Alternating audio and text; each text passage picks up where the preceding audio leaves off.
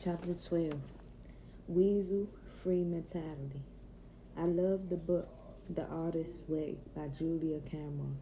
One of the things she writes about is the internal censor or voice that undermines your creativity. She says your censor is the part of yourself that criticizes you and makes fun of you when you start to create. It's the voice that says your work is mediocre and you have no business doing this. It gives you excuses to quit. It pulls you away from the work you're supposed to be doing and into the weeds of self-loathing and premature critique. I think her point lies to more than just creativity. I think the same dynamic exists in our walk with Jesus as we become who He called us to be. Walking in the mindset, with God there's always a way, and by faith I will find it, means to listen to silence the censor that comes after your creativity, your confidence, and your courage. You may be experiencing this. I'm experiencing it now, y'all. I ain't perfect. Maybe you had an international voice that tries to keep you locked into the old you. The fearful, self-critical, defensive you, instead of allowing you to explore open doors and discover untapped potential. That's the exact opposite of a mindset that focuses on possibility.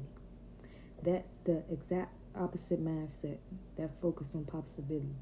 But when you turn your focus toward God and you set your mind on the unlimited, unstoppable grace that empowers you to find creative ways forward, the censor loses leverage. Do y'all understand what I'm saying? I hope so. Julia Cameron suggests finding a cartoon images that replaces the censor and putting it somewhere you can see it when you're trying to create. She says just making the censor into the nasty, clever little character that it is begins to lose some of its power over you and your creativity.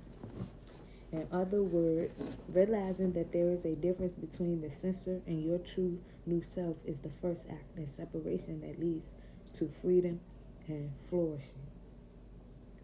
When I read that, I decided that I would make my censor a weasel. Why? First, the image fits. Weasels are creepy looking and destructive. They sneak into gardens and they steal the fruit before it's ready to harvest. I think that's the perfect metaphor, not only for things that block creativity, but also for things that sabotage spiritual growth.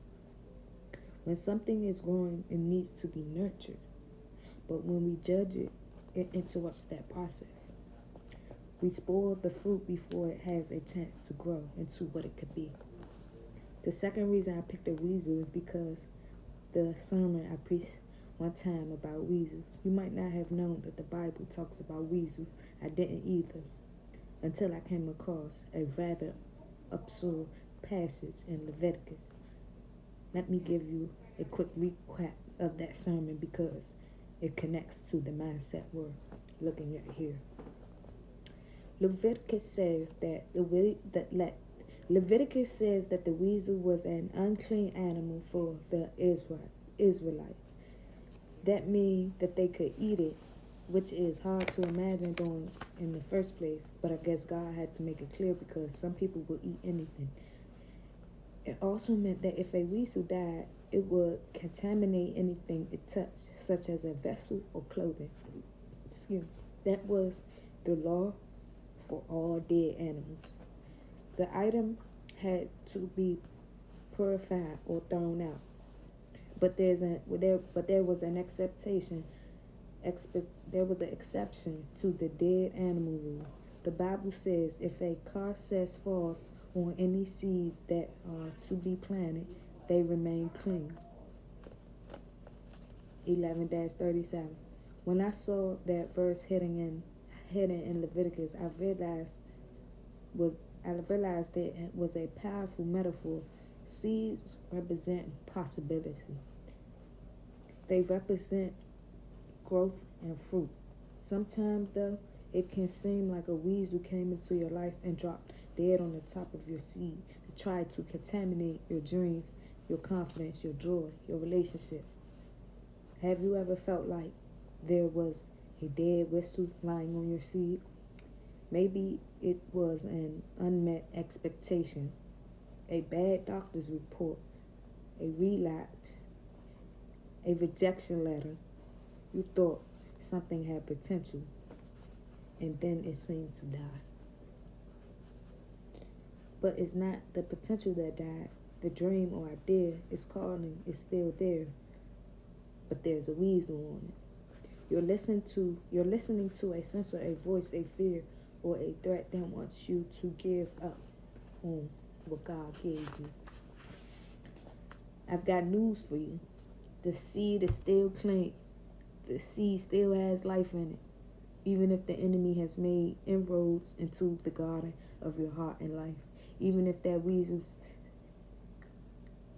has tried to steal what God put there, even if it seems like something died right on top of your dreams, it doesn't kill the seed. The devil can't take away from you what God has put in you. Man, I had fun preaching about that one. The meaning of it has so many manifestations. Seeds are powerful, and their power is in their potential. The seed of an idea, the seed of thought, the seed of a lyric, the seed of a sermon, the seed of a meeting, the seed of an intimating, the seed of a progress, the seed of a collaboration. You know what is crazy? Sometimes it seems like the enemy believes in our own potential more than we do. That's why he sends those little weasels of worry, weasels of infirmity, weasels that tell you this isn't worth it or you're not worth it, weasels that say this isn't working. That's so stupid. What do you even think? Who do you even think you are to attempt that? Weasels die on your seed and make you think the seed is dead itself. Make you think the seed itself is dead. But seeds never die, and weasels always lie. Don't listen to weasels. Don't let weasels into your progress. You have to protect your mind, your emotions, and your decisions from weasels that interrupt what is still growing. You have to guard that vulnerable place where you nurture what God is speaking, or even what you think He might be speaking. Remember, the seed is more powerful than whatever falls on it. You might feel like a dead weasel is on your seed, but that doesn't change the power in your seed. Don't let a dead thing keep the living thing from becoming what it has the ability to be. That dead thing might be a failure that still haunts you. It might be a critical Instagram comment. It might be no Instagram comments at all when you were sure you'd have dozens. It may go deeper. It may be a loved one you can never please. It may be a betrayal you went through. I can't tell you what your weasels are, but I can tell you that there is still life in the seed. Go back to the thoughts, ideas, the concepts, and the relationships that you left on top of the soil of good intentions and never planted because dead things fell on top of them. There is still life there. There is potential in that seed. One day I named my concert the Weasel. I wrote down on a piece of paper, Weasel free since 2023. I declared it over my heart. I even ordered 2 custom aluminum sounds, one for me and one for Elijah to hang up in the places we usually create. They also say weasel free since 2023. Of course, they have an image of a weasel with a big line through it. And of course, I might be the most creative dad ever, or the cheesiest.